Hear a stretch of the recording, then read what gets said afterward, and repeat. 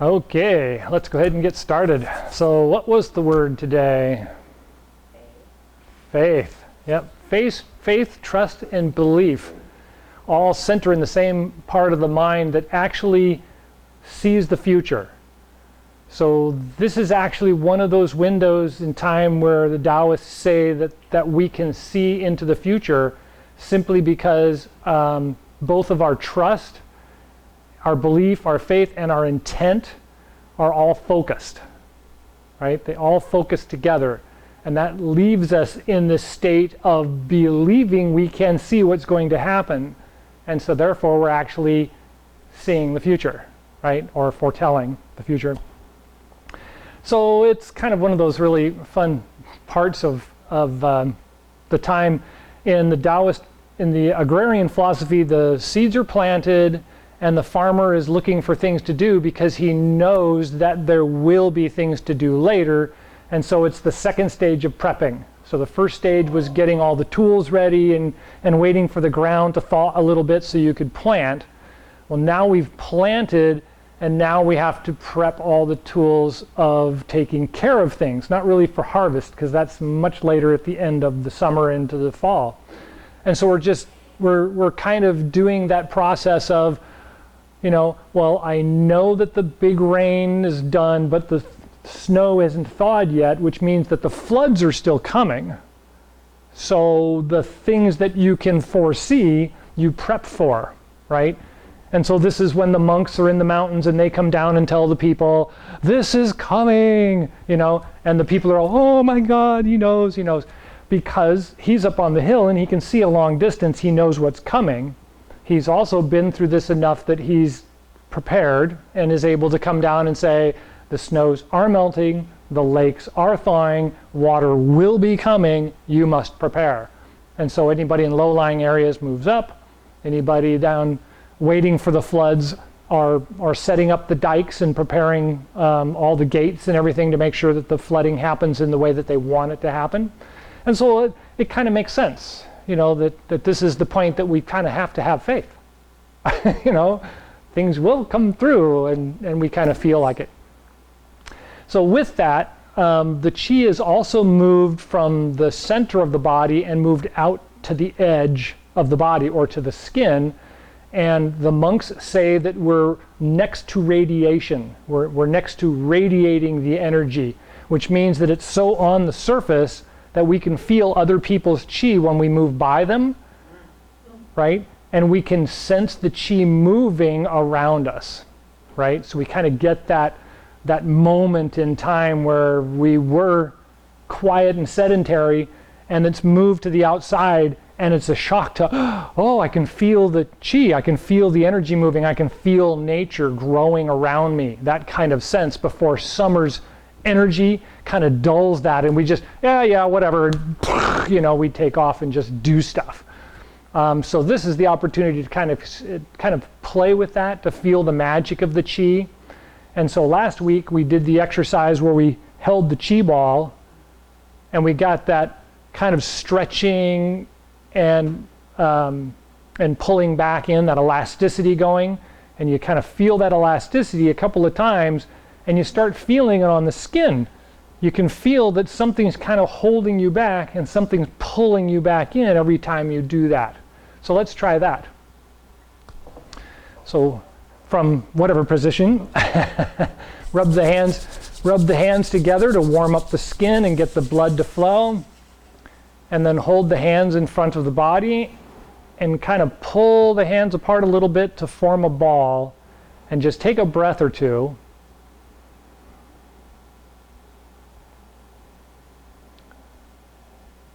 And you may notice that the warmth that you formed in your hands is still there. And so draw the hands apart as you inhale and let them fall back together as you exhale. And try that a couple of times.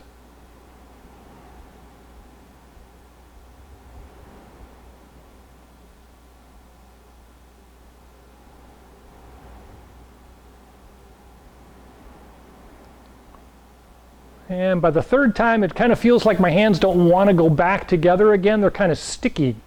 It's like there's something solid between my fingers and my hands, and it just doesn't quite go in. I can feel it sticking. I also feel the energy kind of connecting down through the ground, and my feet have come alive.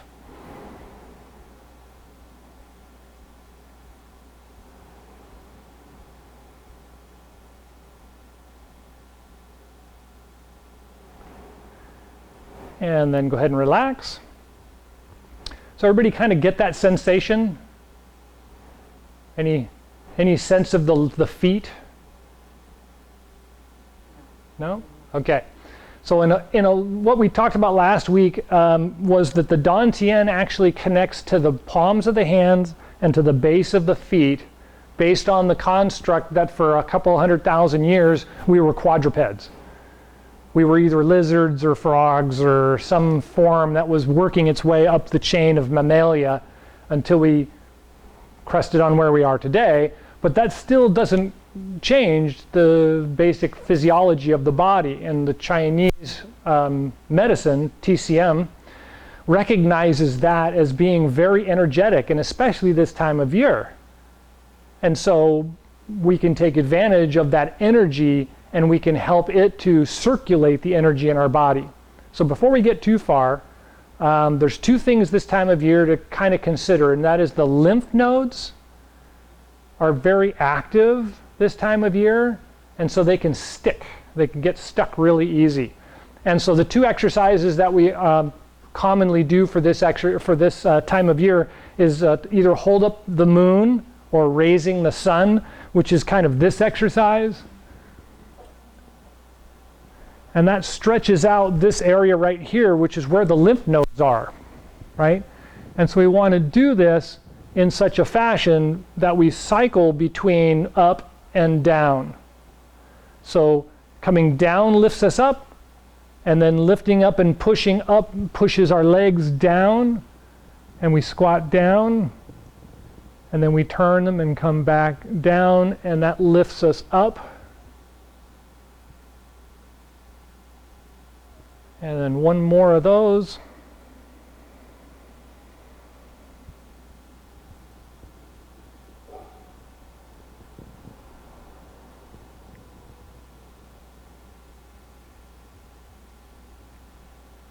Good. And that one's really good to do. You'll see in the market, anybody that has an Asian section in the market and they have the little deities, you'll see this one big fat guy sitting like this. Right? And he's got a big smile on his face. Right?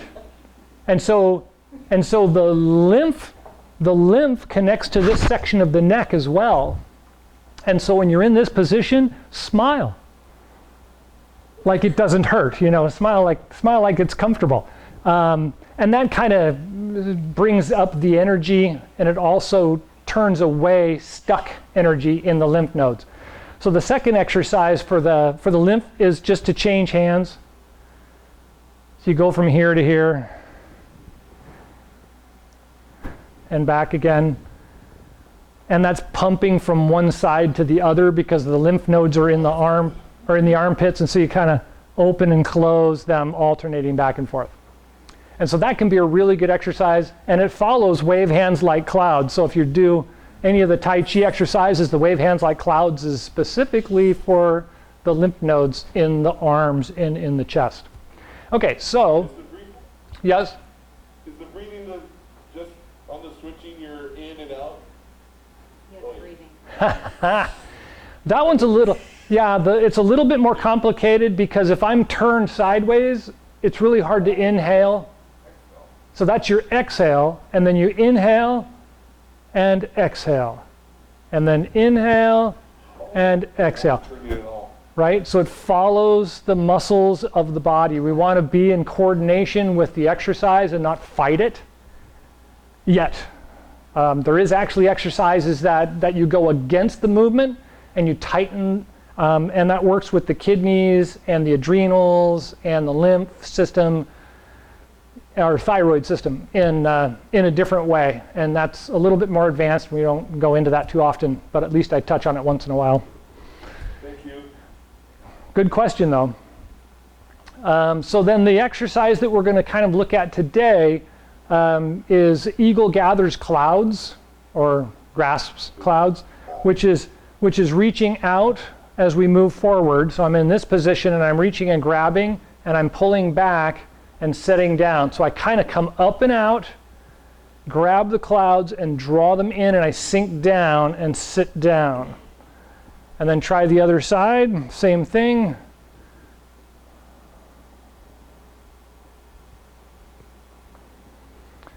Inhale up, exhale down.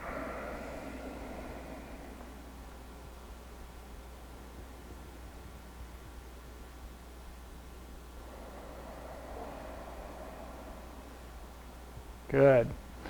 So the idea in that one is to actually feel the energy lift you up, and as you grab the clouds, you want to feel like there's something there, like you're hugging a great big pillow, and you're squeezing the pillow as you pull back. And when you get the sensation, it's really obvious. You can really, really feel that there's something there, and you're pulling it down and pulling it in. And that's the sensation this time of year. That's for this time of year.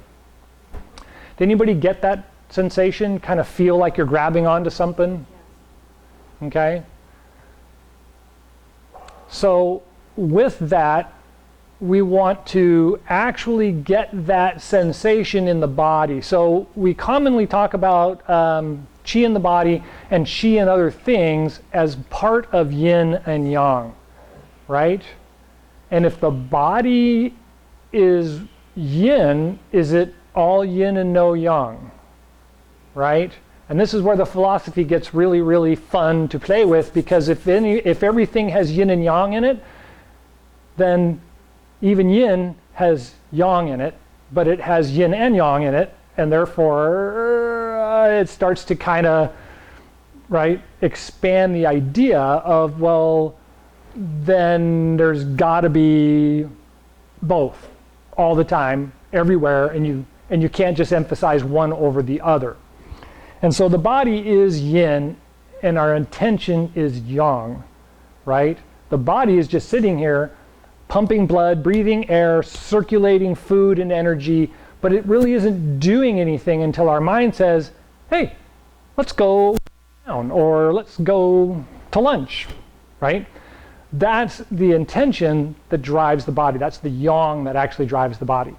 But if we're looking at the body as being just yin, it can't be just yin, right? It's got to have yin and yang in it.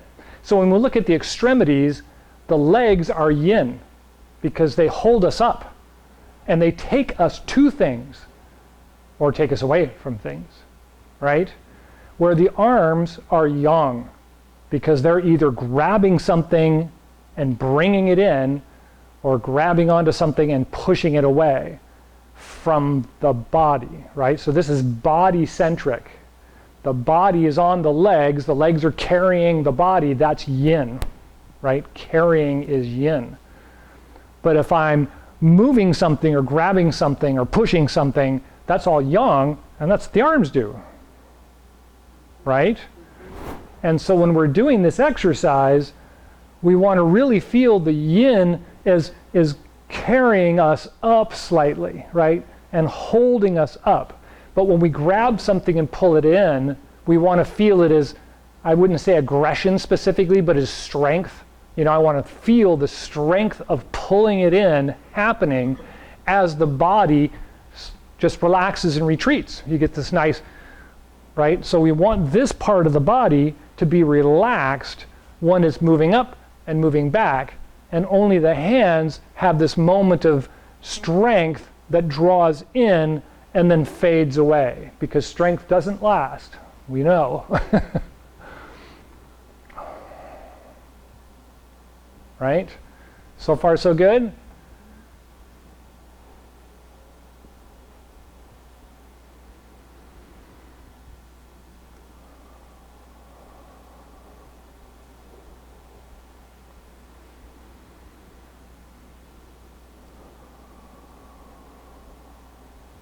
Good. So far so good? Okay. So if we take that concept just a little bit further, when I'm doing the second moving gong, and I'm down here, and I roll back and reach out, and then draw back in again, that's the same action, and it has the same feeling. Because I'm here, I'm nurturing through this move until I get to about here. And then I'm actually reaching and grasping and drawing in with intent until I get to about here. And then it all just kind of melts into me, right? It all just kind of folds in. And so that concept of drawing the energy around, gathering the energy and bringing it down into the Dantian becomes very physical this time of year, and we can really get a sense of it, right? And that's part of that magic of Chi Gung, feeling the actual energy, right? And the reverse is pretty much the same thing.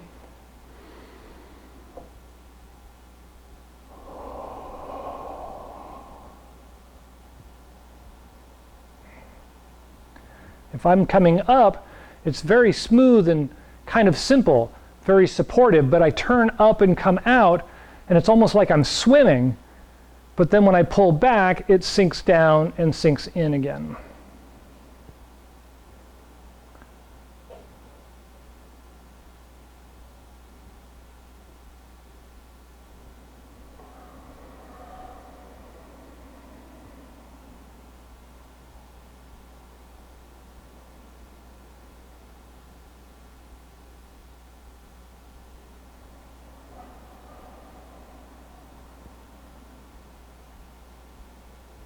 Good. Any questions about the two movements? Does everybody kind of get a feel for the way the energy moves when we move the body? Yeah? Excellent. So, how much of the movement do you think is, or would you say, is yin, and how much of the movement is yang? Seems. See, no, actually, it's not a trick question, but it's meant to open up the mind a little bit, because when we talk about the body being yin and the intent being yang, how big is intent? Oh, it's pretty big. How big is yang or yin? Right? Yin is me. I'm yin. But just my intention, my little spark in my head that's telling me to do something is a little tiny thing, right? Yeah. And so earlier on in, well, we see yang, therefore we make the leap of faith that yang must be huge. But when we understand that, In the face of it. right? But when we actually look at the earth as being yin, and only the motion of the earth turning is yang, we start kind of getting into that gray area of how much yin and how much yang. One of the people I follow, Lu Ming, who's a monk down in Berkeley, or was a monk down in Berkeley till he passed away, used to say that you could fill a room with yin and still not find yang. It would be like in a thimble, right? You could fill a room full of yin, and an equal amount of yang would go in a thimble, and you could hide it anywhere in the room, but it would be there, and you know it was there. And then there we see the body is the same way, right? The body is all yin, and it's that little tiny bit of yang that just makes everything happen. So doesn't that make me yang? It's like, well, it just makes yin move. It doesn't really make yin yang. It makes, right? It just makes the yin move. And so another great example is a lake. When you go to a lake and you see the lake is placid, there's no wind or anything, it's just this big mirror, that's water. Water is yin. It's this huge pool of just yin. But when the wind blows, which is yang, and you see the little ripples on the lake form, is it the water moving, or is it the yang just on the surface kind of rippling the water, right? So it's a little esoteric, it's a little, you got to really stretch your mind to think about it, but really, it's that much yang to all the yin in the lake, or the ocean as the case may be, right? So that's where we got to look at when the body's moving, how much, well, I shouldn't say have to. So what is the amount of yang in the body when we're doing like this move specifically, right? If all of this is yin and this is yang, and then yang disappears and now this is yin again, there was only this little tiny movement that was actually yang. All the rest of it is nurturing, it's caring, it's, holding and providing support for. And so this is kind of where that discussion goes. Does that make any sense, or am I just having a fun time talking about it? Is that a trick question? I think when you physically made the example, because I actually thought all this was yang, all this stuff, but when you talked about the body of water or that just all being yin is just a small intent, and this small part, that makes more sense of, okay, here, this is a small compared to all this other bending and vacuuming and supporting. Right. Thank you. Excellent. Yep. And so with that, we can segue into the next portion of the lecture today, which has to do with the channels of the body, right? The traditional Chinese medicine, TCM, looks at the channels of the body as being supportive. They're always yin, they're really never yang. But we look at when they have yang in them, we get soreness, cramping, muscle aches, lack of circulation. Those are yang in the yin channels, right? That's where that comes from.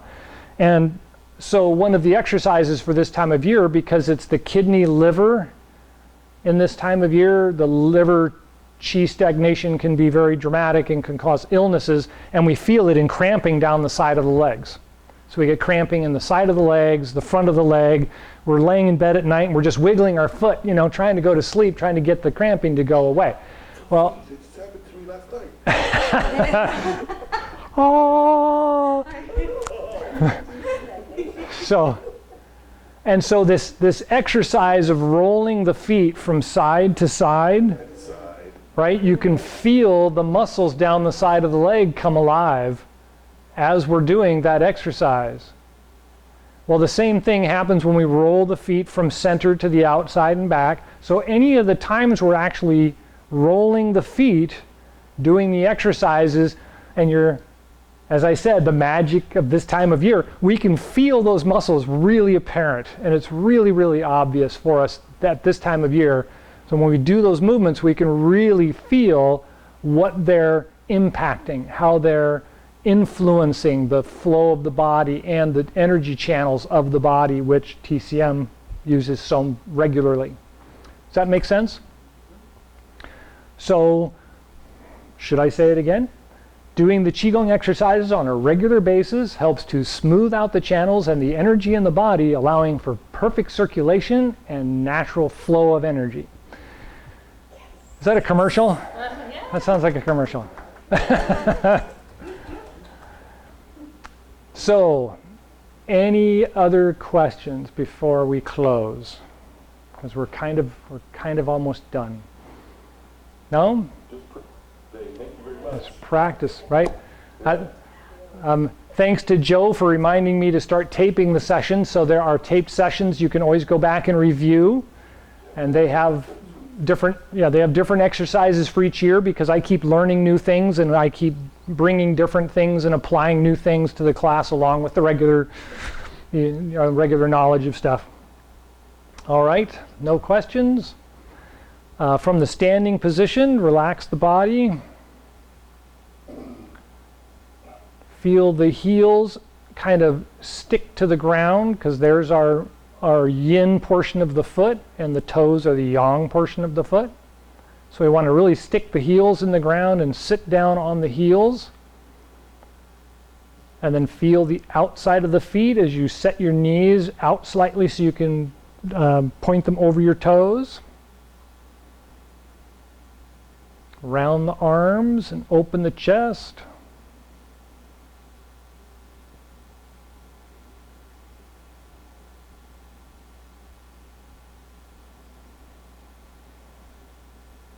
Try to breathe from the belly.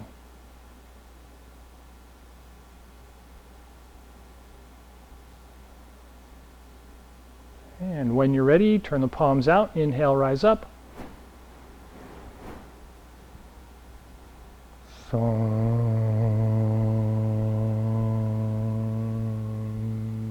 Take a breath at the heart and lungs.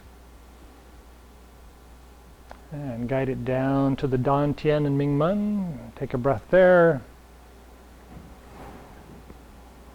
And sit down and feel it flow down the legs to the bubbling spring points at the bottoms of the feet. Take a breath there.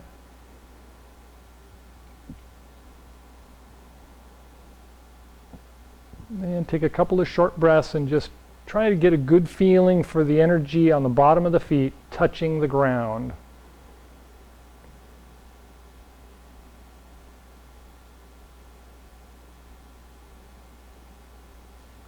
And when you're ready, palms out, inhale, rise up.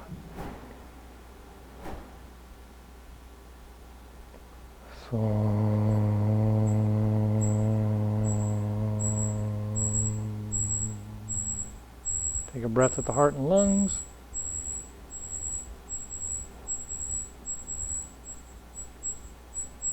And the Dan Tien and Ming Men.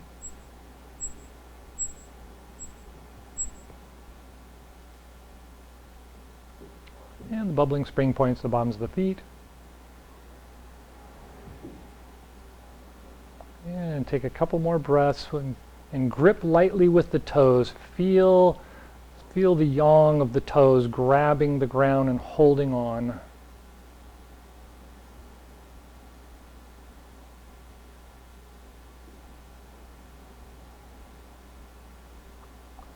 And one more, palms out, inhale, rise up.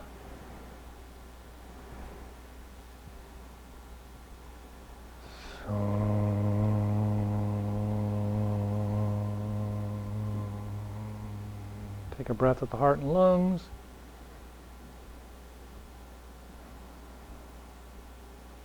And the Dan Tien and Ming Men.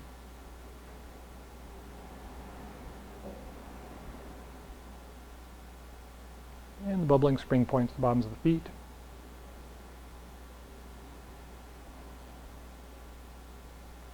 Couple more breaths. Just feel the energy through the body. All on the surface, or all around the body, including the surface of the skin.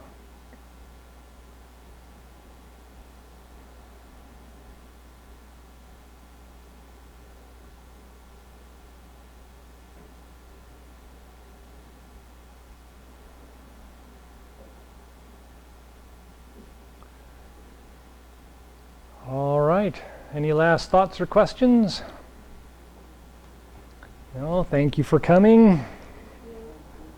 Enjoy the rest of the week. We'll see you next week.